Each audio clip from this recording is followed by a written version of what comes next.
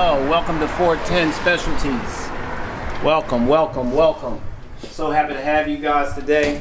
410 Specialties, this is the only black BMW service center here in Philadelphia. Actually, we've been doing BMWs for over 35 years.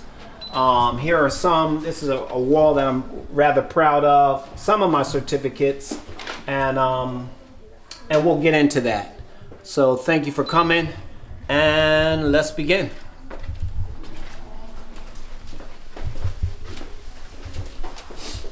Here's how we do it. Just some cars that we're going to restore. I'm excited about it. And as you see, nothing but BMWs. What's going on, y'all? Fear the Pod, episode 20. We got a special guest, the man, the myth, the legend, Mr. Kilson himself. Probably a big inspiration in my life, as well as to everyone he comes across. It's an honor on having you on the show. Thank you. Letting us shoot here at the shop, where we get down and service, fix BMWs to the highest factory dealership standards. I'm gonna let my man Zell go ahead and give his piece, introduce himself. Yes, sir. Ferrari, aka Zell, aka Podcast Poppy, the usual. Mm-hmm. Right, don't act like that. He all quiet over there. Come on, baby. I mean, like today is also another special episode for y'all. Mm-hmm. This also not just for the car industry, not just for Philadelphia, but just for black business overall. Mm-hmm. So here today we got a phenomenal, boss, leader, entrepreneur overall. Thank you. It's an honor to be here, to be with my brothers. I'm very proud of what you guys are doing in reaching America and reaching Philadelphia the way you are.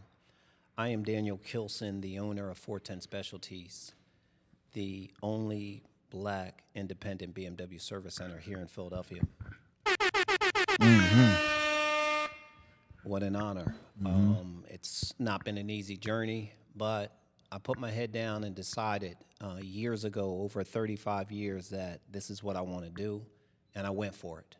So I'm here today to inspire anybody that your dreams do come true. You're sitting in one today, something that I dreamed about when I was 5 or 7 years old. I was raised by Mr. Kilson, Frederick Sellers Kilson, which was a chief in the Navy who was straightforward, no games. So he gave me my first opportunity at 15 years old to work at Firestone. So I was changing tires at 15 years old. And my first 2 weeks there, it's funny that they had me painting the bathroom and stocking the tires. So journeys and dreams start off small, but if you stick with it, it turns out to this over 35 years. So education is everything. So when I was at Firestone, I had an opportunity to get my state inspection license and my admissions license. So let me explain what that is. It allows you to be able to take a car apart and make sure that it is safe for the streets of Pennsylvania. And I had my license as a technician to be able to do that. And the admissions to be able to test to see what kind of fumes were coming out of your exhaust. Was it affecting the ozone layer? And if you look at the automotive industry today, everything is going zero. They want to eliminate emissions, bring our emissions levels to zero. So as a emissions instructor and technician, you have to have your license to do that. So that is one piece of my puzzle that I got at a young age. Mm-hmm. So for those who didn't even catch what he was saying, because I know he was saying, some people might be like, huh? That the little sticker that you go and ask me man down the way for to put on your windshield, that's what he talking about. Them little 2 stickers, boom, boom. That's what he talking about. Right. So education is everything. Mm-hmm. Yes, those are those little stickers. Yeah. So after Firestone, my journey is kind of kind of vast, and I'll just skip through it real fast. I worked at Firestone, Midas, Sears, Speedy Muffler King, Action Discount Mufflers. And every level went to, I never stayed stagnant. I always wanted to see what was next, and I went from one level to the next. And I did my best to get around the best technician wherever I was. And when I was working at Action Discount Mufflers, I was the lead technician, and I had 3 other technicians underneath of me. So that was a really awesome experience. Mm-hmm. But I got humbled. And sometimes in your journey, you get humbled. You get humbled. What I mean by that is I had one of my technicians, he came in and outworked me. And I promised myself after that, you know what? I'm never going to let somebody else outwork me. And from that point on, I put in 200%. So that led me to going back to school. So I went back to Lincoln Technical Institute, and I sharpened up my skills, and then I ended up becoming an instructor at Lincoln Technical Institute. And I brought a book today to actually show my brothers my journey.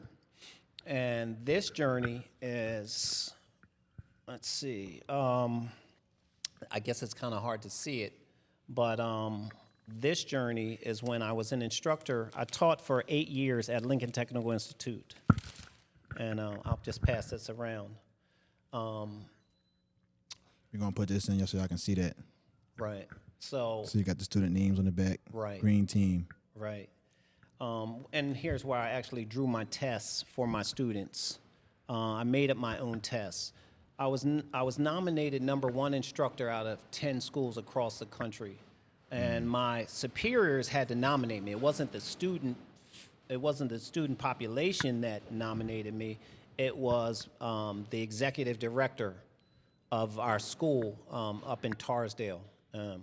He nominated me. And what I ended up doing, being nominated #1 instructor gave me the seat on the internship board where I was the leader of the Philadelphia Lincoln Technical Institute internship board. And I had an opportunity, real quick, here's another picture if you want to take that out. This one? Yep. I had an opportunity to make sure that being the head of the internship board, I had an opportunity to make sure that our African American students, you catapult them to the level that was on the table. And what was on the table was Don Rosen BMW, Great Britain Jaguar, Range Rover, Wilkie Lexus, and so many. To be in that position, our students, African American students that were 3.5 and better, I had the opportunity to catapult them into different R&S Mercedes.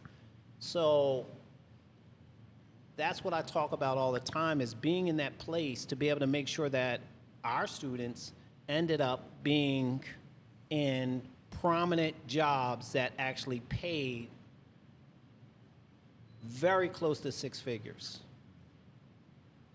So I thank God for those 8 years, and that's what I've had an impact. 30 students every day, 20-day phases for 8 years. I'm so proud of that opportunity in my journey. So whatever other questions. So we noticed how you talked about being at Firestone, to being an instructor, to being at the level to be even recognized and noticed to even be able to teach. Can you explain a little bit about how the work ethic and what it takes to even be, because it's definitely a lot of trials and tribulations and a lot of judgment. For a lot of people don't know. I get asked sometimes myself about, like, what does it take, or, how do you get started? What would you say some things that someone, looking to get into the field that they should? Oh, wow, yes. Because that's something that, Wow, yes. What I have here is certifications. Let me say this real quick. Education is money, end of the day. education is money. So as you see, state inspection license, that got me a certain amount of more money, right? So then in the automotive industry, you have to have ASC certifications, right? So entry level is, this one says automotive technician, right? You have to take a test to actually pass to have that certification, right? So I took another test to be a truck ASC certified technician, right? So then I took more tests. You have to have 8 ASC tests and pass them with a passing grade to become a master technician, right? So that's when I was working at Firestone Midas Sears. I could actually wear these patches, and everybody knew I was ASC certified, right? So, and you wear them proudly, like, you know, I'm him. Okay. So that was just a great place in my automotive journey. So you can take a look at those. And the same certifications with when I went to BMW. And how I got to BMW is when I was an instructor and over the internship board, BMW made me an offer that I couldn't refuse. Do you want to come back, leave teaching and come back and start wrenching again? So that's how I got, BMW made me an offer to leave Lincoln Technical Institute, and that's how I got back to fixing BMWs. That's how I got back into it. So with BMWs, to entry level as a BMW technician, you get a membership. You get a member's certification, right? That's just some tests that you take for BMW. When you go to BMW or you go to the top 4, BMW, Mercedes, Audi, those German manufacturers don't recognize our ASCs, right? Which is kind of sad because this is a lot of tests that I had to pass. And then when I got to BMWs, they were like, listen, we don't even pay attention to that. That was cute, but we don't pay attention to that. You have to pass our test. So my entry level was BMW member, right? That's just you're doing okay. Then you have to pass more tests, and you have to be a certified BMW technician. So now you're certified. And then to BMW, to be a master BMW tech, you have to pass all the tests, right? So I'm very, very proud of that, extremely proud of that, to be able to have these 6 patches with my name on it.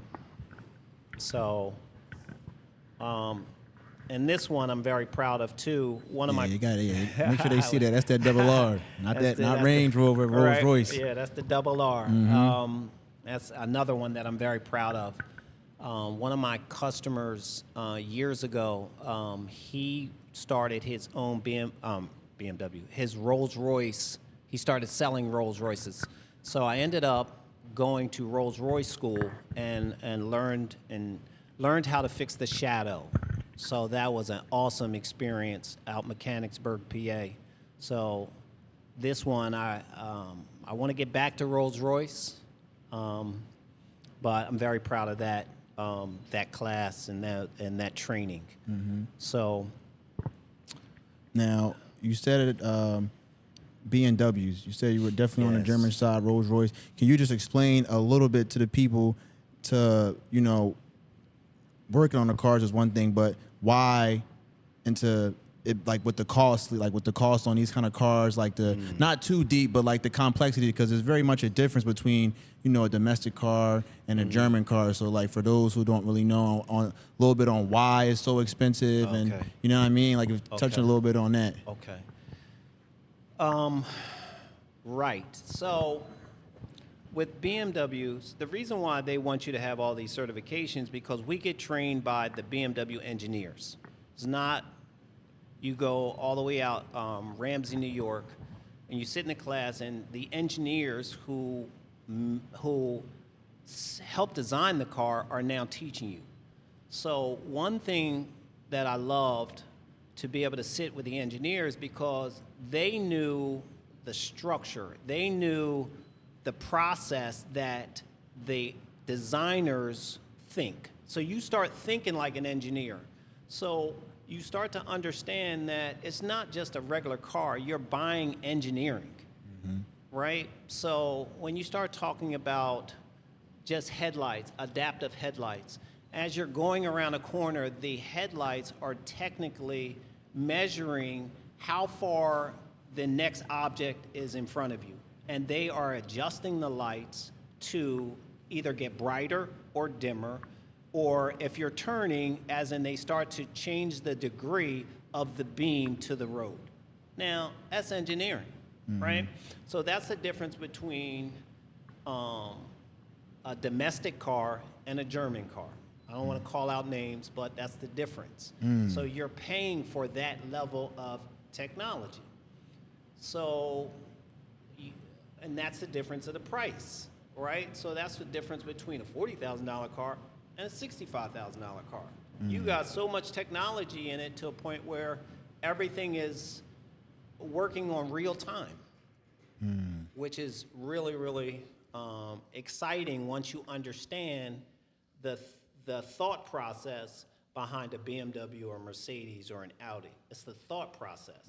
Somebody thought about if a deer were to run in front of you, right? We use sonar to measure the distance between that deer that's in front of you to a point where we send that message to your ABS system to be able to stop so you don't hit that deer, right? That's an awesome, that's called technology. All right, let me put you in another quick question too. All right, so you got the BMW, you know, I got the SRT. You know, Right. in today's time, you know, a lot of cars are getting stolen. So what's making a difference between on a German platform as opposed to American platform with cars? Talk a little bit about as far as like the security and the not as easy to, you know, Right. drive away as in a foreign as opposed to it is to, you know, we What- still love the Mopar Right. community though, but we just Right. giving So- y'all some game, The reason why, I'll just speak with BMW, the reason why it's extremely hard to take them or steal them, they have what we call rolling codes, right? So in your key, it's called key memory and car memory, right? Your key has rolling codes that are constantly interacting with the general module. So as you stick the key or you push your key, it's actually accepting the key to the car, right? So if you were to, I tried it even with my wife's car, just as an accident. I tried to put my key into her BMW and it rejected the car, right? It rejected the key. And you'll see an X mark that comes up on the dash as in it's rejecting this key because the codes don't match.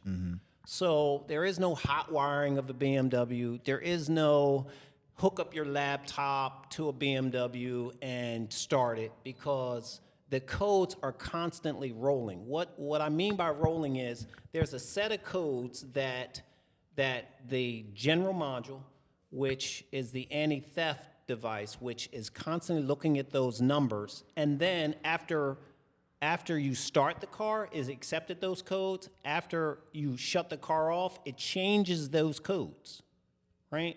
So it changes that whole pattern. So that's what I mean by it's a rolling code. It's never the same code. You follow me? It's never the same code. So once you put that key in, that's one set of codes that it accepts. Turn that key off, it erases those codes and puts a whole nother set in. Now that's technology. That's in the general module that's constantly changing so you cannot steal these cars. That's why if you're an insurance company, God forbid something happened, they want to see all your keys. And then they start that whole investigation. So if you can't produce those keys, they start that whole investigation. Because they know it's a rolling code. Okay. We also see. I hope I didn't get too deep on that. Yeah, no, that's cool. That's cool. And the thing I like about this the most is the fact that, like you said, especially in the automotive field, you know, you and I both know, you know, it's not really a lot of us in this field So just to be able to have someone at your level, been through it all, being able to not only teach, but, just kind of show and reflect, like, that's a good thing,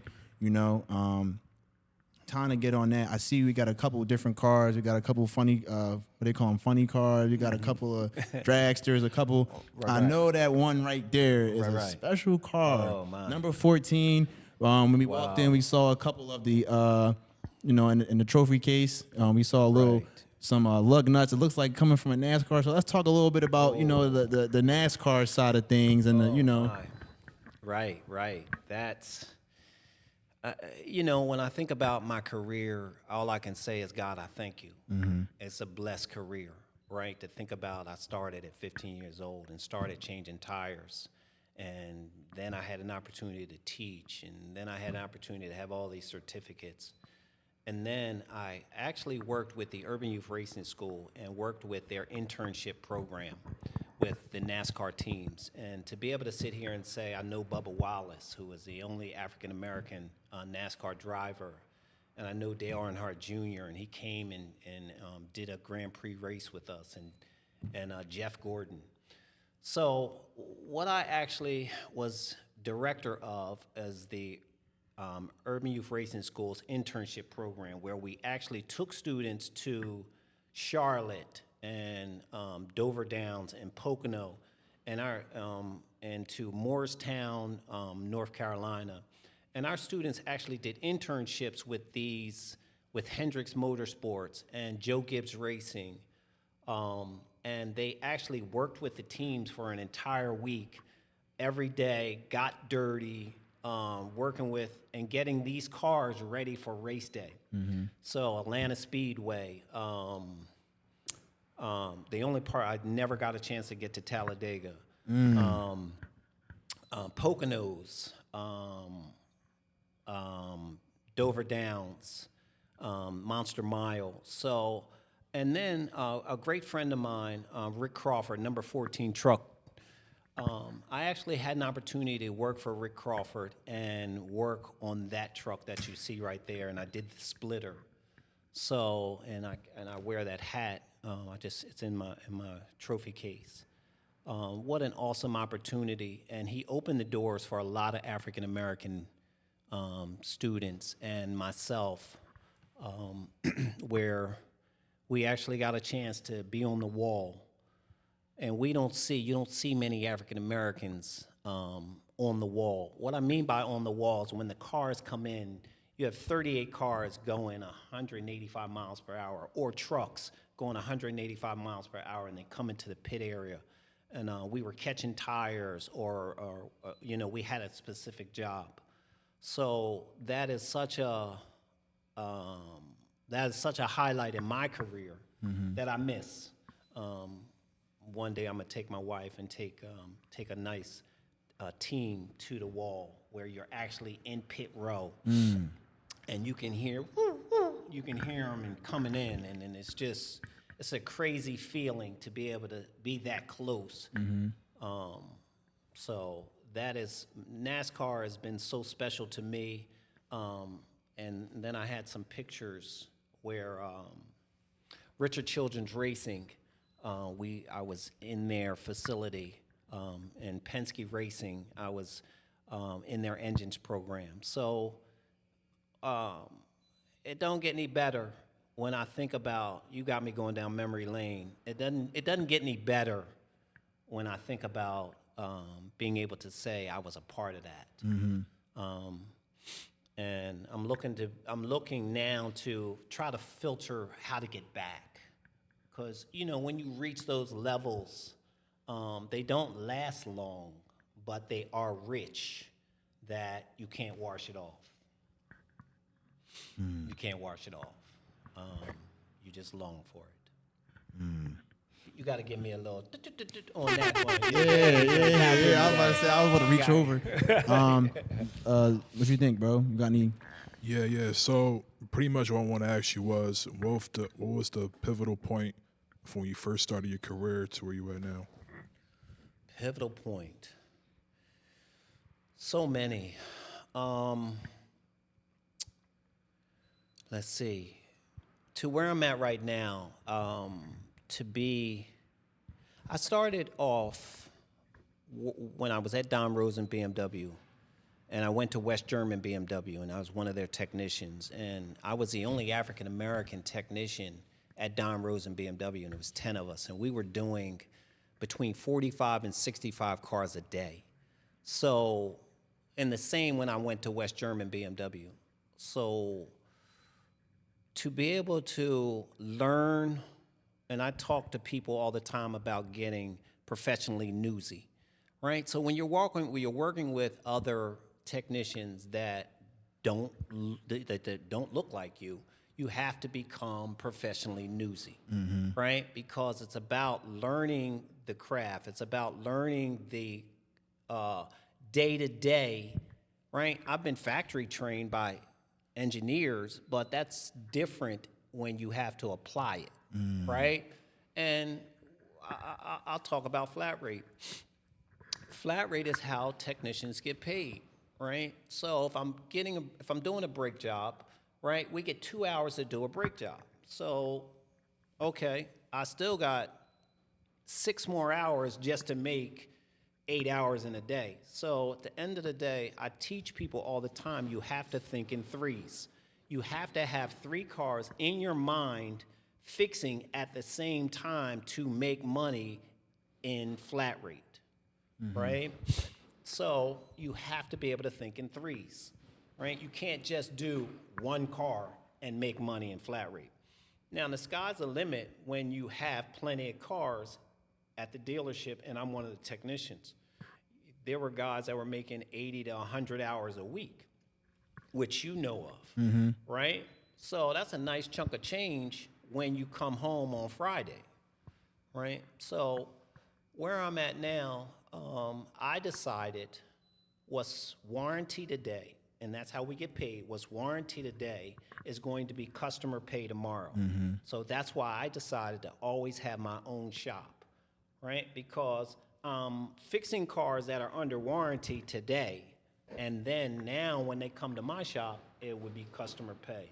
So then you can control your own destiny. And that's what I talk about all the time. That's why I push that education is everything and education is money, because that's going to control your destiny, right? So that's where working with Don Rosen BMW, working with West German BMW, working with European Performance out in Delaware, that's what made me decide, like, listen, I need to control my own destiny. That's what allowed me to put together 410 Specialties, it started off as 410 BMW, and then as it grew, it turned into 410 Specialties.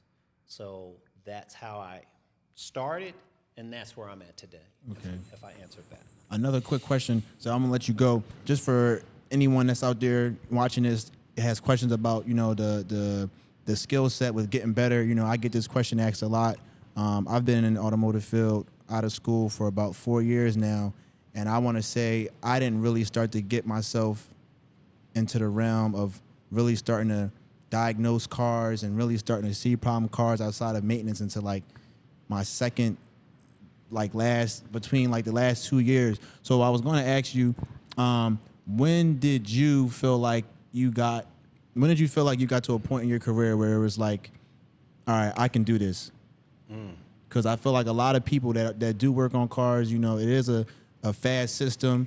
It's a lot of guys that want to be that fast guy, but what you always tell me, you definitely got to take the time to learn the knowledge, and also pace yourself. Again, like all these cars, matter it's a BMW or Audi or it's all off the same principle: brakes, engine, cooling system, so it's definitely off a blueprint.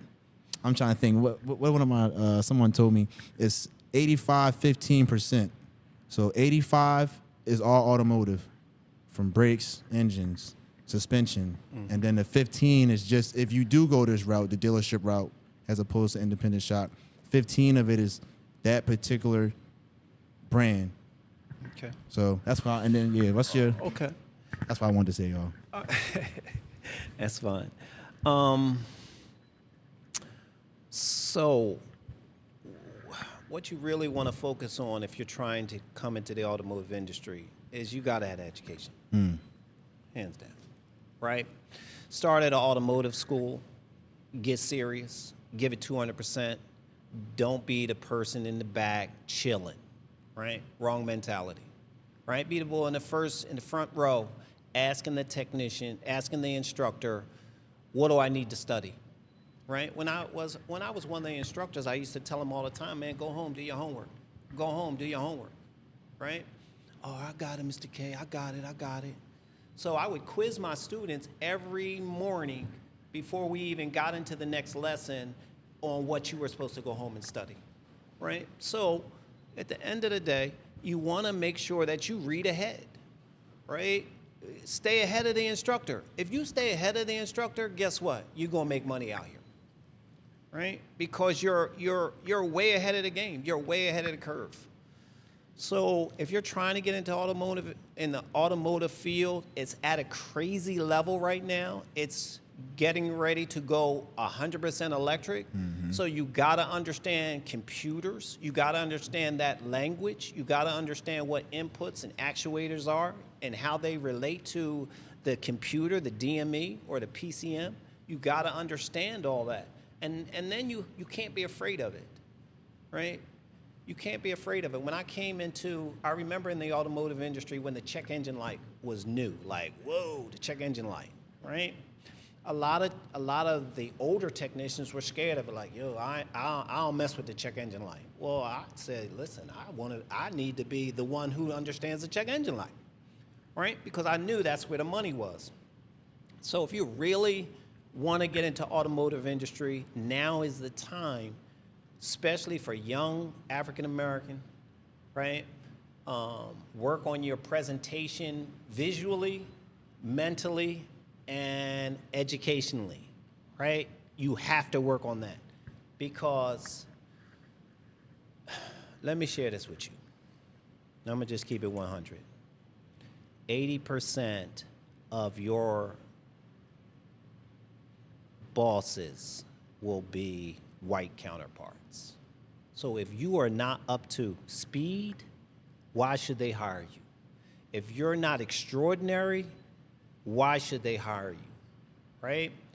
It's no different. We have to be the best at whatever we do. We cannot come in second place. We cannot be the one chilling and expect a break. It doesn't happen in the automotive industry. At the end of the day, the Lord opened all of these doors for me, but I was prepared to go through them. And I put in the work to go through them, right? So I can't make it up. It's here. I thank God for the doors that he opened. And I want to talk about this one especially. And I don't want this to miss. This is when I had an opportunity to work with the U.S. Navy. And I had can you lift that for me? And I had an opportunity, you can show them, right? The U.S. Admiral Wolfhead gave me that accommodation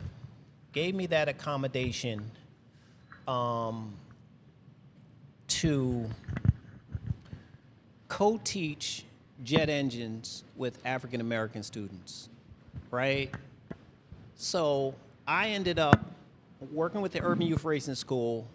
I ended up working with the U.S. Navy teaching jet engines, and I prepared students that had no knowledge of engines, how an engine works, the internal components to the external components, how turbocharging worked, how supercharging worked.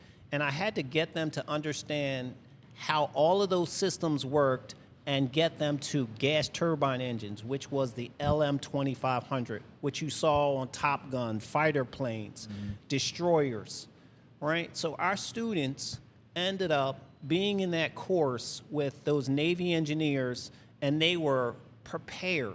They were so prepared. And I thank God for that door. And the Admiral Wolfhead gave me that accommodation for the job that I ended up doing. So when I tell you education is everything, don't skip that point. What I've come to find out, we have so much talent in fixing stuff, and we think just because you have talent to fix it, you skip over the education piece. So if we use our talent with the education, we rise to the top, right?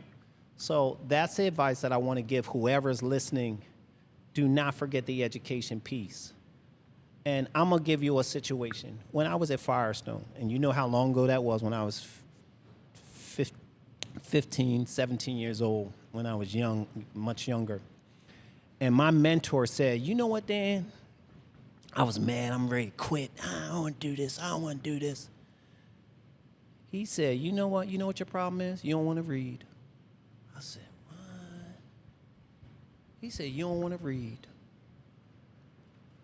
That thing shook me to a point where I said, you know what? And he got so disappointed in me. And I was 15, 17 years old at that time. He was so disappointed, and that was my mentor, and I wanted to be like him.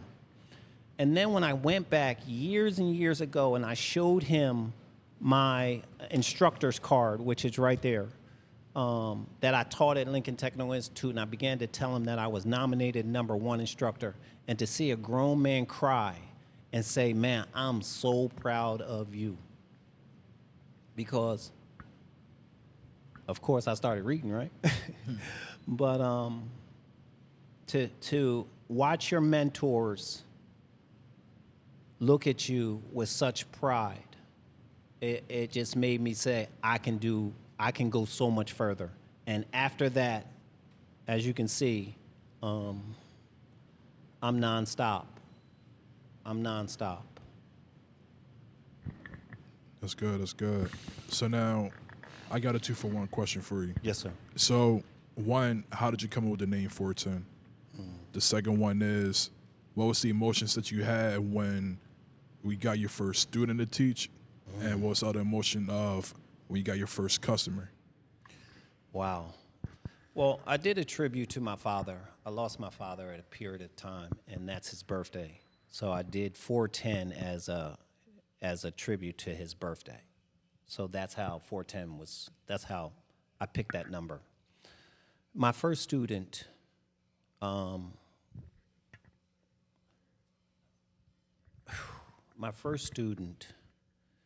was scared, let me be honest, because I'm amongst family.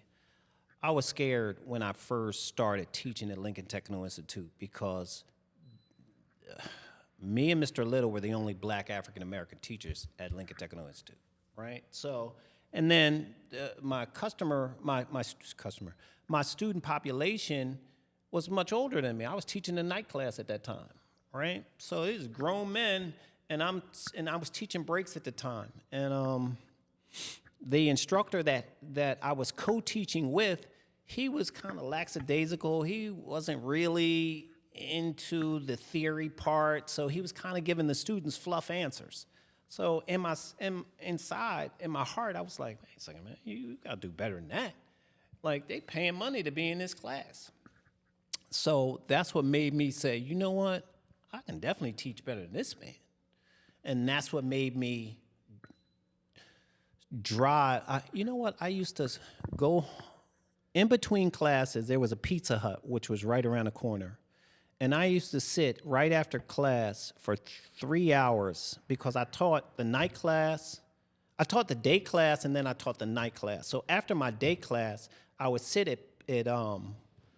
at Pizza Hut and study because I didn't want my students to be able to catch me, right? So I had to become the book.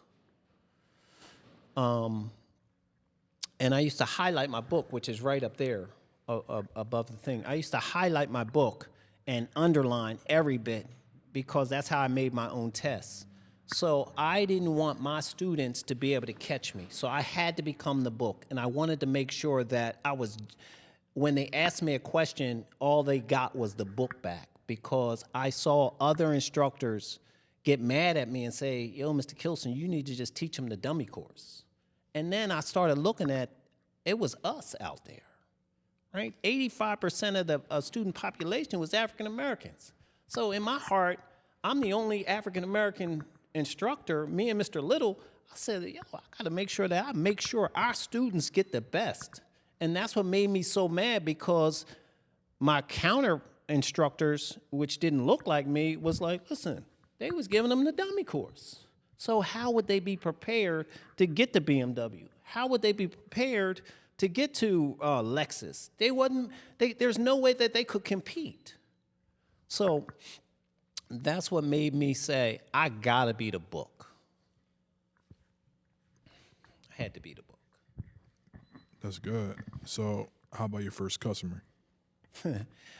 A friend of mine, it was so crazy because Ed Nelson, he was like, damn, you gotta fix my car. I was like, I think I can.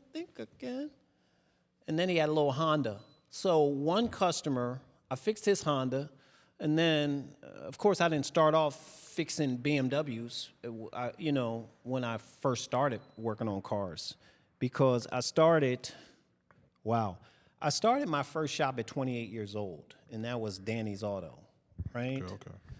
And then that went to High Tech Auto, and then that went to Renaissance Auto, and then that went to 410 BMW, and then that went to 410 Specialties. So I've always had a shop. So I will say, and I think I was telling you the other day, it always got better. Mm-hmm. Every shop always got better, whether it was equipment, whether it was lighting, whether it was heat, whether it was space. All of my shops always got better. So what you're sitting in today was definitely my best shop, of course, and I'm excited to see what's next. I hope I answered that. No, you did. That was still good. So now, from what I know and from what Ren's always told me about you, from your work ethic, from being a leader, from being an outstanding man, from being a role model, just overall the above, what separates you from other bosses? Because to me, it's a difference between a boss and a difference between a leader. From what I know, that you are a leader. But bosses, they just order people around just because they don't really got the full answers on how to do it. Wow. I consider myself a leader, and I'm humbled when I say that, because when you think about a leader, you have to be a great follower, right, to be a good leader. And I've had great people that I had to follow that showed me the quality of recognizing people, recognizing their strengths, and utilizing your strength and their strength together, and understanding the value of a team. So when I think about leading and being a leader, it's about being an example. Can you look at my life and say, I want to be a part of that? Or can you look at my life and say, I want to be him? Or is there a part of my life that you can say, you know what, I'm inspired by you? So that's what I think about when I attach myself to the word leader, because are you tangible, right? If you have a problem, am I gonna humble myself to come and help you with your problem, right? Or am I just gonna be that type person that just says, do this, do that, do this, and not come alongside of you? I'm a type person that will come alongside of you and help you. That's, to me, is a real leader. Will you get in the trenches with me? So that's what I consider a leader. Associating myself as a boss, the journey is too big to say I'm a boss, because I'm not done yet. I just want to show people the door. I just want to be the person that can say, let me help you get over. Let me help you. To me, that's the way I live my life. That's good. So now, Before I move on from my last question, I had to ask you now, how is it now from your roadblocks and from how did you learn from everything that you had to conquer? And like, what are you looking for to like learn new things every day? Are you learning from the people that work with you? Are you learning just from just in general that you want to see something, but like, oh damn, well that's something new I want to learn, and let's like right away stay ahead of the game? Well, when I think of that, that's like a twofold.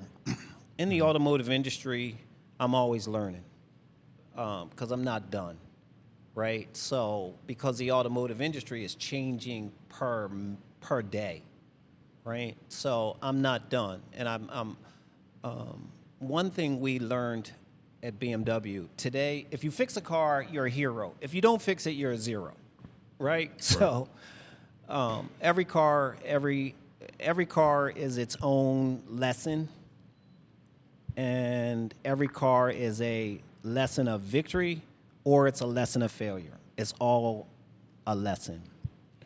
So, and as my individual journey, I just want to be better, Right. right? I just want to be the best me. So, and that's something that I esteem to be. Thank God my wife is here. I just recently got married. So I just want to be the husband that I could be, Oh, Mama. the best husband that I could be, and lead my family the best way I can lead them. right. So now, two other questions. It's another 2-for-1. Now, so for the people that's watching out here that want to learn cars, that want to be in the BMW industry, that just want to learn from you. Like, do you have any mentorships coming up? Do you have any classes? Like where can they find you at? Wow. Yes. That's a great question.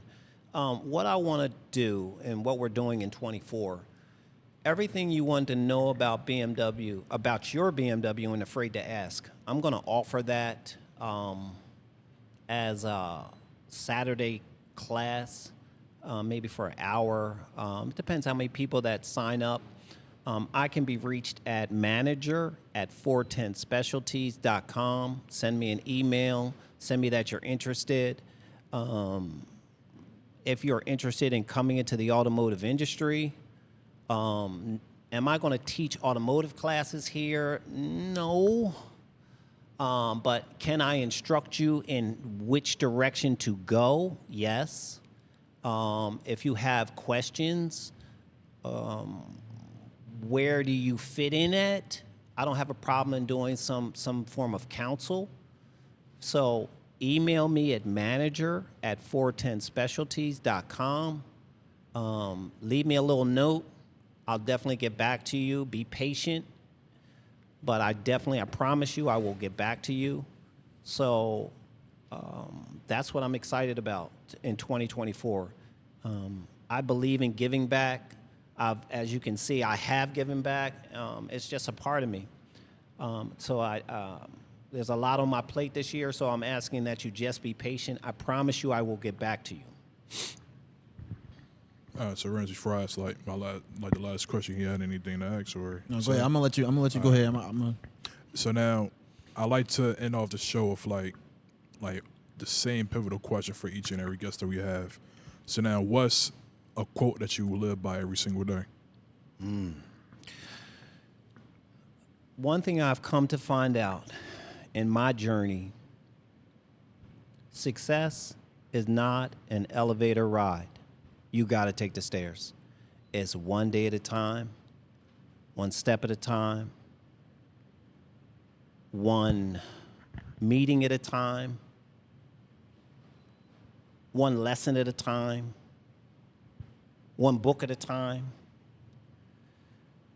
one interaction at a time,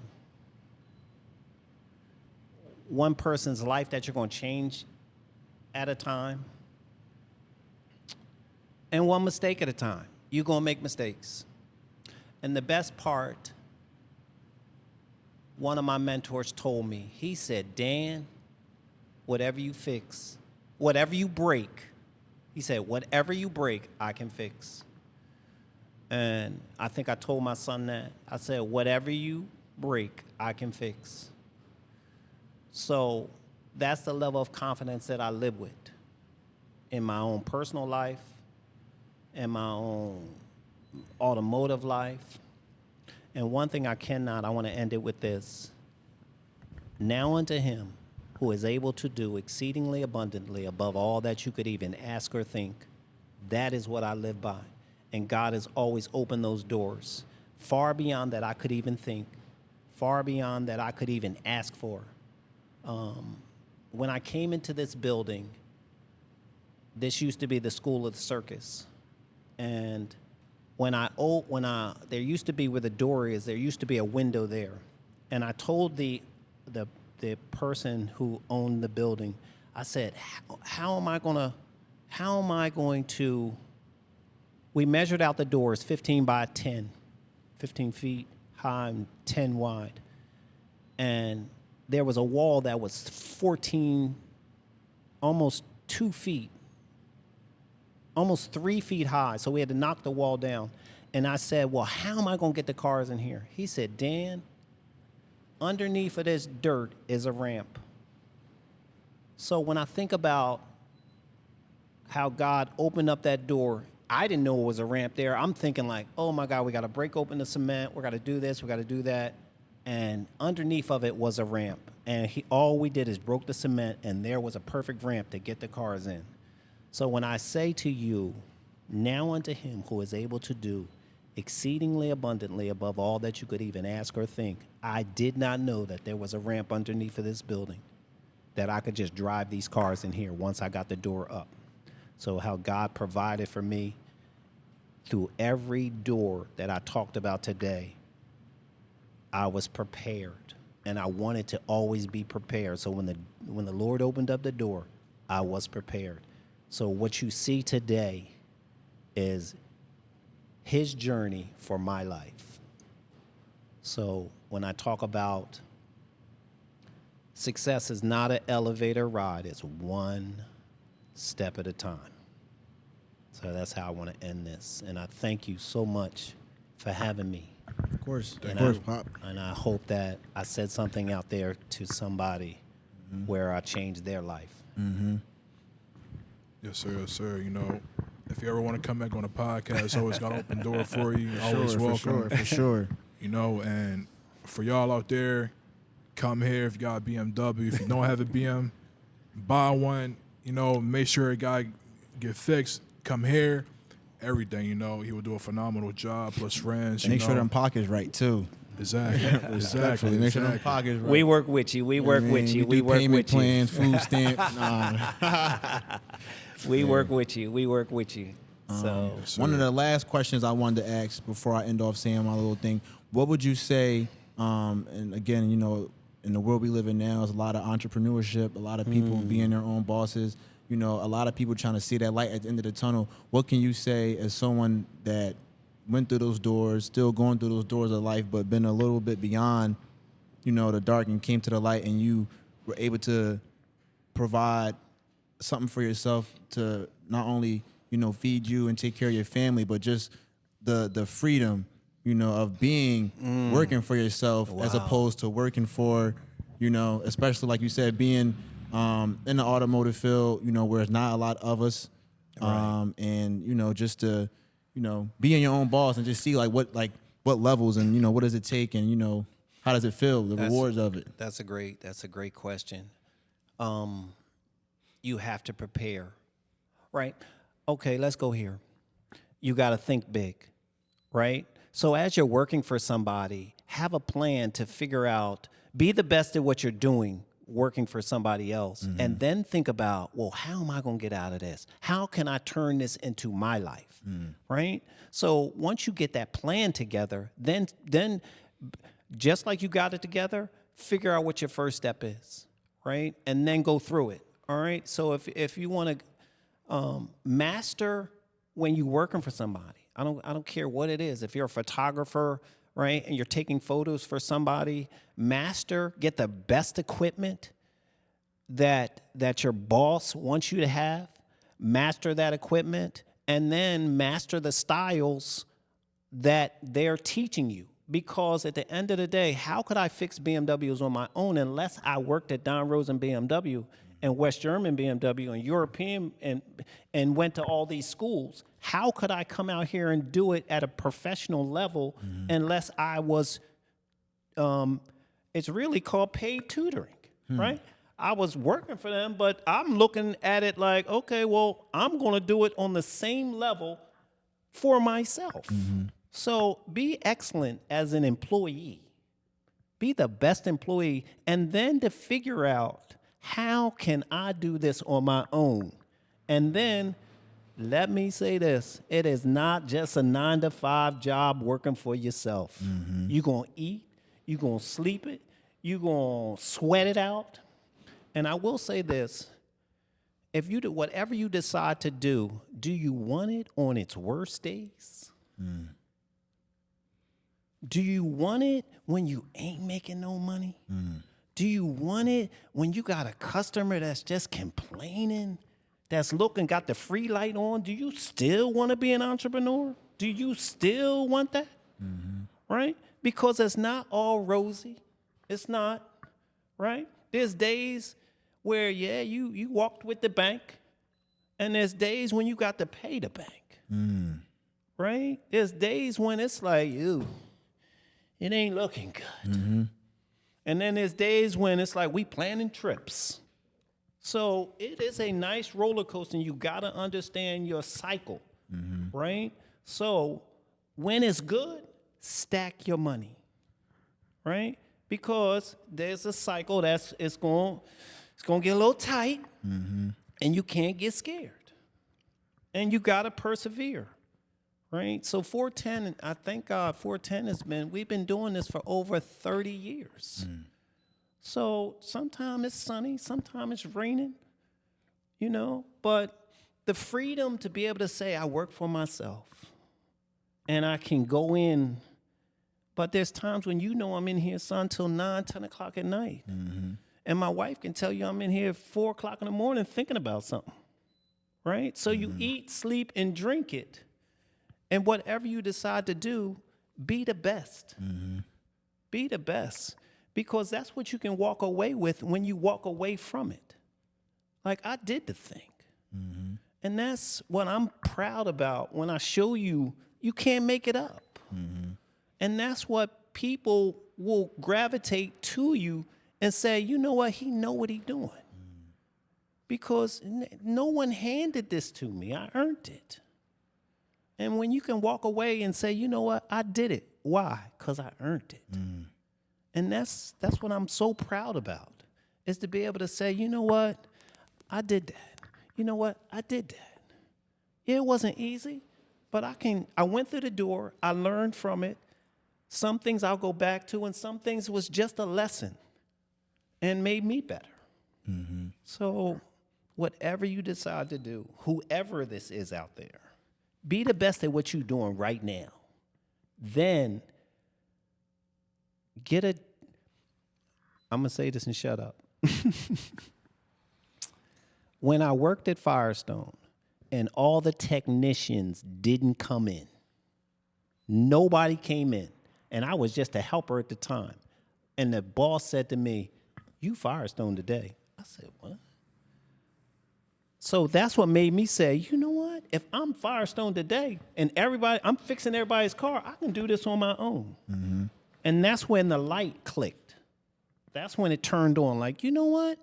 I can do this on my own. And ever since then, I've been pressing and had my own. So whatever you decide to do, whoever it is, be the best at what you're doing today. Let the light turn on and say, I'm going to do it on my own. And put your money away and start off where you at. And don't be scared. Don't be scared. Yes, sir. Yes, sir. Yes, sir. That's definitely Don't be scared. one of the great things again, as you guys continue to follow us on this journey, the podcast, especially just being able to come across, right now, they always say like, not all heroes wear capes, you know what I mean? And it's like being in this life, getting to be across and meet so many like wonderful people, especially like us, it's a great thing and it's a great blessing. One of the things that you said that I, towards the end, I always like to throw a little message out there, but, to a little bit to what you said, definitely like, don't be afraid to take that first step, whether you got a podcast or be a business, take those, take those little moments and just fall in love with the journey. I think that's one of the best things that I, as we still continue to do this, it's like I just fall in love with every bits and piece of just learning and just, from last year we started episode 1 went in August. Yeah, August. Now we, Look at that. December. Now we in January, episode 20. Should have had a couple more episodes out, but that's another. I mean, if you know, Right. But just at the end of the day, man, just be your biggest fan. And always remember that the journey to 1,000 miles start with the first step. So try to take every day at a time. Mr. Kilson, And we I'm- appreciate you having you on. Thank you. I'm excited for y'all. Yeah, we appreciate I'm it. excited. When I think about podcasts and I think about what you guys are doing as young African American males, man, and how big this can really be, right? So don't play it down. I'm excited. Like, why can't y'all have a TV show? Like, why can't we? Why can't we? Right. Right? So there are some more business owners that I definitely want to, we'll talk about after this, because whatever connection I have, y'all have. All right? So whoever I know, y'all know now. Okay? So let's take this, let's go to the moon with it. Yes, sir. Of course. Yes, sir. Yes, sir. So, with that being said, episode 20, Yes, sir. Mr. Kilson, 410 BMW. Thank you. Thank you for coming on. Always got open door. Thank you. With that being said, episode 20 for the podcast. Like, comment, share, subscribe. See y'all every Monday. Love y'all. Peace. Yes, sir. All right.